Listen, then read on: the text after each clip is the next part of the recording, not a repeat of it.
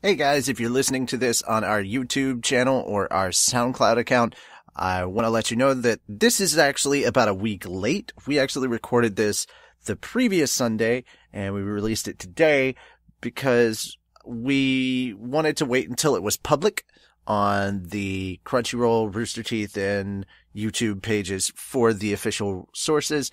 And also because we want to post this up a week early for our Patreon users. So if you want to check out our RWBY reviews the day after the episode actually drops for first members or premium Verve holders, then come check them out on our Patreon. Become a patron.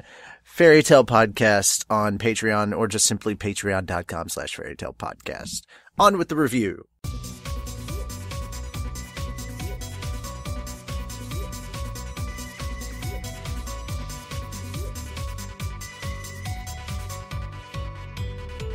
Hey guys, I'm Richie. I'm here with Walker, who's going to be talking the most about this episode because he's very, very excited about this episode, or at least he has a lot to say. It was really good. So I'll start off with the funniest thing to me that popped out was the fact that RWBY essentially in this episode was the voice of the RWBY fan base.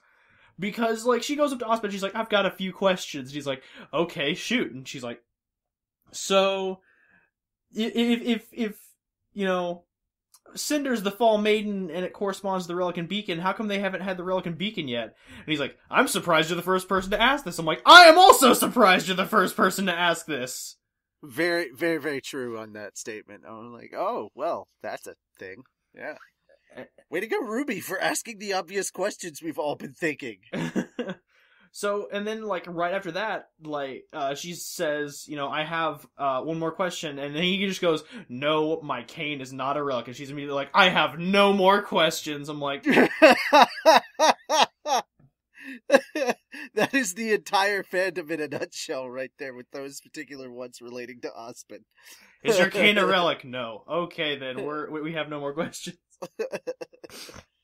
I'm pretty sure the others have more questions, but yeah, that's pretty funny. Also, RWBY being the voice of the fandom was adorable. Picking up from our conversation last time, we were talking about how it didn't make any sense that they put in that scene with Raven just kind of flying to Mistral and like just flapping about with her wings, and we're like, well, what relevance does that actually have for the episode in general? And now I see that it has relevance to this episode because she went to go talk to Leo. Yeah, she was the emissary for Watts on this one. Which is another reason why I think that Crow didn't buy it, because he was like, no, I saw Raven. Raven was here. He's just like, I don't trust this. I don't believe you. But I like the fact that we get more character time with Leo, because he was just kind of introduced in the first episode, and then we saw nothing of him, and everyone's just like, oh, he's just the cowardly lion, no one cares. I'm like, no, he actually seems to be a very complex character. Also, I love that he threw some shade at Raven. Like, he's one of the few people that can do that in a way that no one else can, you know? Who are you trying to convince here? And then she just like walks out, and I'm like, my dude. I'm just like, score one for Leo. Damn. Obviously, this one was very heavily focused on Blake and Menagerie. And I was surprised. Honestly, I was very surprised that this turned out as well as it did. But I've got a question for Rooster Teeth. They said 2 weeks. Yeah, they did. Then there's 2 days. So are we going back and forth in time? Or... is somebody got their facts wrong? I mean, it would explain how... Are the White Fang giving incorrect information to the Menagerie branch? Or are we jumping back and forth in time? Because at this point, I refuse to think that it's a continuity error on the part of Rooster Teeth. I don't think it is either, because... So, I think it could be in time overall, because he didn't say... Or did he? No, he mentioned that the attack would be in 2 weeks, and then they're like, we're going to exterminate the Belladonnas. So, I'm thinking that this Blake Ilya situation is all going down in just like a day. or maybe it spans like 2 or 3 days, and that the people are thinking like, oh, well, maybe that's the time skip, training montage. I'm like, we don't actually see a lot of RWBY and the others training in the recent episodes, so I'm assuming it's just actually the days passing as it is. So there might not be a time continuity. Who knows? I could be wrong. What do I know? But, I mean, legit, you gotta realize that when... I'm just gonna call them the Fabulous Foursome, because they're fabulous. But, when the Fab Four talked to Raven and the... What the fuck is her name? Spring Maiden. Starts with a V. Vernal. Okay. I'm never going to remember that name. I really am not, because it's just so weird. And I forget it immediately. I'm sorry, Vernal's not that important to me. When the Fab Four talked to Raven and Vernal, they said that the attack was happening in 2 days. And I figure if anybody's got up-to-date information, it's going to be them. So, what is going on with the timeline here? Rooster Teeth, what's up? Help us out. This is very confusing. Stop making shit so confusing. Let us know if we're going back to the past. We need this information. You could just do it like SpongeBob, just 2 weeks earlier. I mean, I think that Blake's thing is just the only thing that's back in time. And it would make sense that they said 2 weeks because, I mean, it would take that long for a boat from Menagerie to get to Haven. And then for the Faunus training montage, of course. Well, what I'm talking about is, are we getting 2 weeks earlier or are we not? What's going on here? Because, damn it, this is very confusing. I don't know what's going on. Maybe we'll get Adam's attack in this volume. We probably won't though, because they normally do a 12 episode thing, and we've only got 2 episodes left. And the Fall of Beacon took 4 episodes. Yeah, that's true. So that's very true. even with an Inside Man, I doubt it would work that easy. All right, well, continuing on, I liked I kind of liked and disliked the Blake Ilya fight, because Blake made it a very clear point on 3 separate occasions in the show. First during Volume 1, second during Volume 3, and then once again during Volume 4, that Faunus have night vision. Not all of them, but some.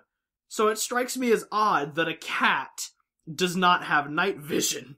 Because she's looking around in the dark like, oh, where's Ilya? And then later on we find out Ilya, color blended herself to just all, she went stealth mode. She went all dark colors. And I'm like, okay, but she still should have been able to see her eyes, because those were standing out. So, do Faunus have night vision? Is that a thing anymore? Well, cats don't see cats can see in the dark, but they don't. They don't see thermal. Oh, they don't. No, they don't see thermal. They can.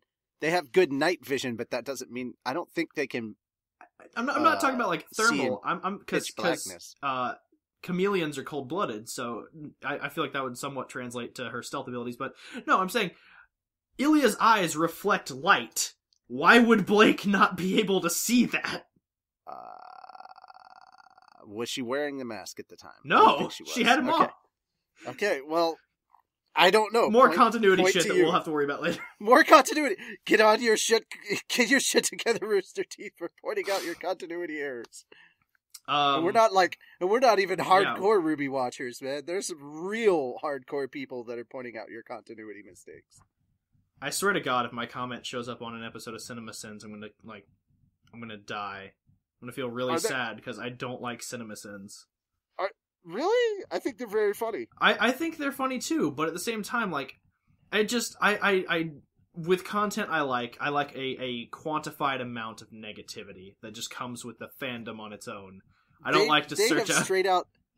They have straight out admitted that a lot of the stuff that they've torn apart are some of their favorite movies. So, it's all done in fun. Remember that. Okay, I'll keep that in mind from now on. Have you not seen Cinema Sins? Cinema Sins does their own thing of Cinema Sins, sins themselves. I have not noticed that. Oh my God, look that up on YouTube right after this. It's hilarious. So this entire Blake-centric stuff, I loved it because I was really hoping for that, like I said, that Sun-Gira tag team fight, but immediately into like Blake and Ilya's fight where she's using the dust to like set the upper straters on fire and then like using the ice dust to freeze Ilya's weapon. And it just gets like this nice moment where, you know, everything, there's like the calm before the storm, you know, she's just like, I don't know what to do, please help me. And just like with those little pleading eyes, and I'm like, Blake, have mercy on her. Blake, please. I hated her for so long, but this makes me feel so bad. Also, Gira coming in and saving Ilya was really awesome. Yeah. But no, I liked Gira's entrance because Blake and Ilya are just like sitting there, and Blake's like, like they're having like not a moment, but like a moment where the ideals come down and they're just people. And right. Blake is like, oh. And then Gira smashes through the wall. Gira smash! And like, I'm starting to see why there wasn't a tag team fight, because Gira just, fucking God. He just annihilates. He's just like, he just throws Fennec across the room and is like backhanding Corsic, and I'm like, oh my God, what is happening right now? And then Sun comes in. And immediately fights Ilya. And immediately fights Ilya and beats her. Well, that's because he didn't have to use all his, like, glowing clones to... Yeah, he didn't have to use a semblance at all, no. He didn't have to burn all his chakra. But no, he didn't have to go full Dragon Force. Which is the other point for this episode that I wanted to bring up. The moment after Blake gives her speech, which was a really good speech, I appreciate the context of the speech, and it was enough of a moving speech that I felt it would bring the Faunus to their side, right?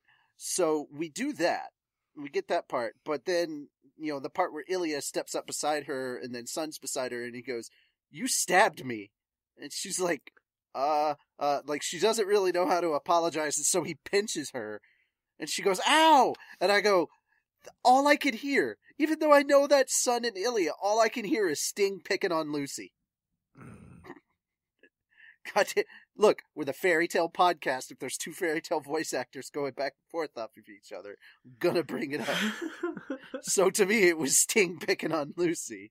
That's what I heard, and I couldn't get that out of my head for a while. But it was very cute. I love that. It was a cute little moment. Now we're even. 100% Sun. Yeah, exactly. Now we're even. It was like, what? Not even remotely even, but okay. He's a good boy. We don't deserve him. I'm much more interested in the character of Ilya now, because I felt like she did kind of redeem herself in this episode. But at the same time, I feel like we got a happy ending for this arc way too early, so I'm like, what kind of dark shit is happening in the next couple episodes? Everything bad will happen. Forever. And how many episodes is Volume 5 supposed to be? I thought it was going to be 12, but if it ends up being 16, I will be so happy. I will be too. I hope it's not 12, because we're already 10 episodes in. I don't think 2 more episodes is going to wrap everything up. And there's been no, like, mid-season break like they've been talking about. It's just been a full train of RWBY. Yeah. I totally expected us to already be on break for RWBY right now. And they didn't say anything about being on break next week. Yeah. Also, can I say how fitting the death of Finnick was? I was so happy with that. You just get crushed. Because so as we were saying, like, Blake, or Sun goes after Ilya, and of course, Sun being the strong boy, he doesn't, like, back down, so when, they start, like, conflicting, and Blake's like, please stop fighting. Sun's like, I'll let up. And then Ilya jumps away, and he's like, oh shit. He just, like, falls right forward, breaks the pillar, and then the thing almost crushes Ilya. And I'm like, Sun, come on. Like, if you wanted Blake brownie points, you should not have attacked her friend? I say with, like, the biggest question mark. Her frenemy? Also, there's another moment that really kind of stood out to me that I wanted to point out, and that was when Blake goes up to talk, and Gira's like, "Oh, Blake!" And then Mama Belladonna Yeah. She stops him, and she has that very stern look, and I'm like, okay, we know who is the power in the power couple here. Yeah. Wow. What is she doing? She has learned a lesson that I did not learn until I was much older. I'm like, okay, Ezio, whatever. Everything the light touches is your kingdom. What's that shadowy place? That's where Adam sits. We don't go there. No, but I just felt it was fitting, because, you know, Finnick and Corsic are like your stereotypical scheming villains. And for one of them to go out in Disney fashion, where he attacks the good guy escapes danger, and then they either fall off a cliff or get crushed by something, I was like, this is fitting. I am honestly surprised, considering, you know, the ending of Volume 3, that the entire Belladonna family made it alive through this attack.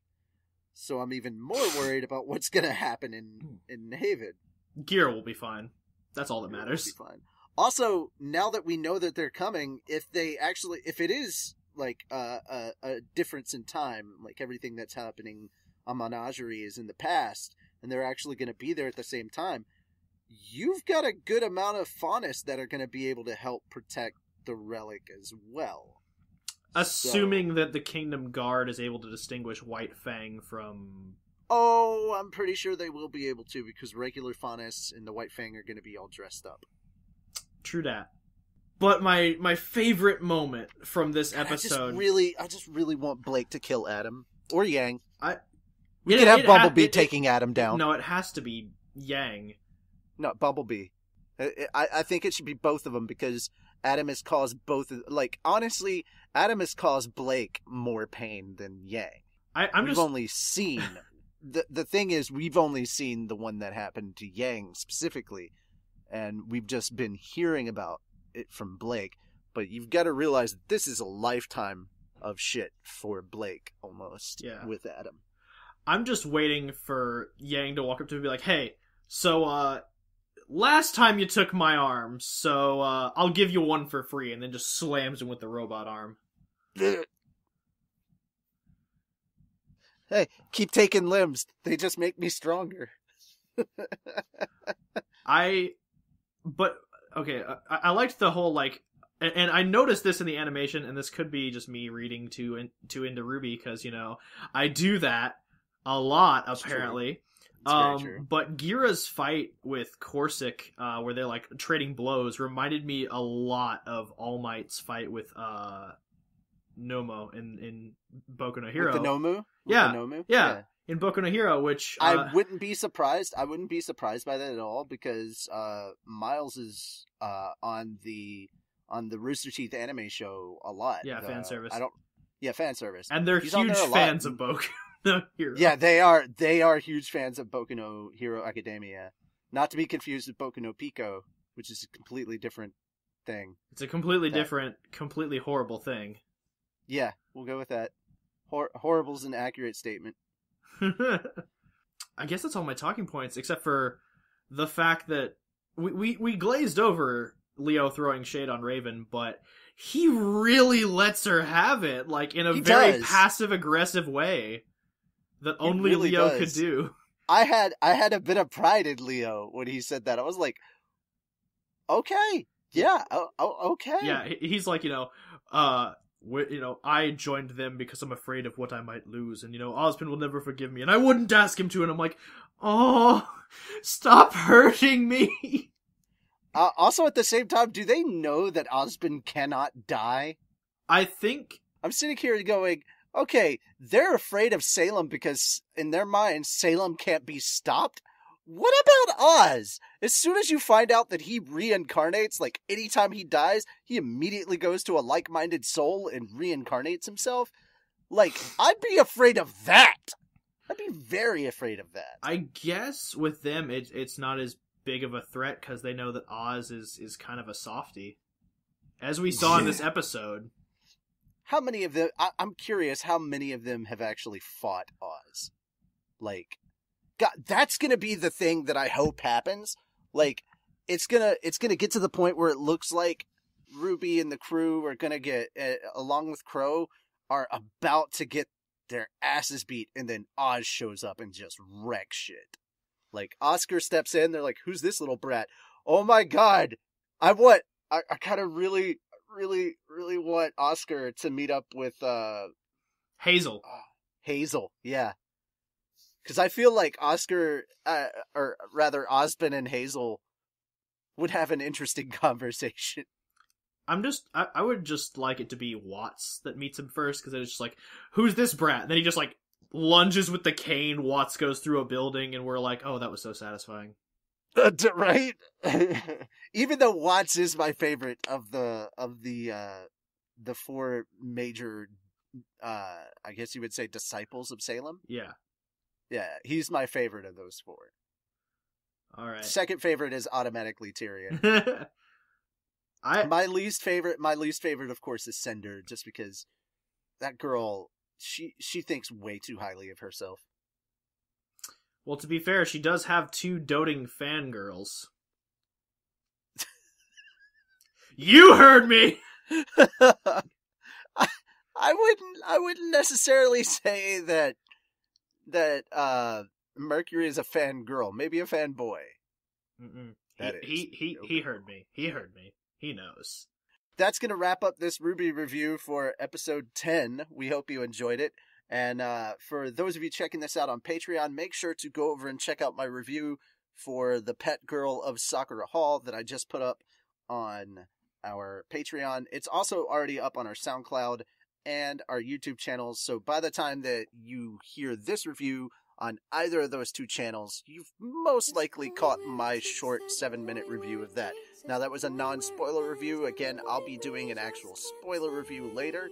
But, yeah, we already have our Patreon intro at the beginning, so I'm not going to bother with that. But that's pretty much it for us, guys. I'm Richie Roberts. I'm Walker Hembry. And we encourage you to keep watching more anime.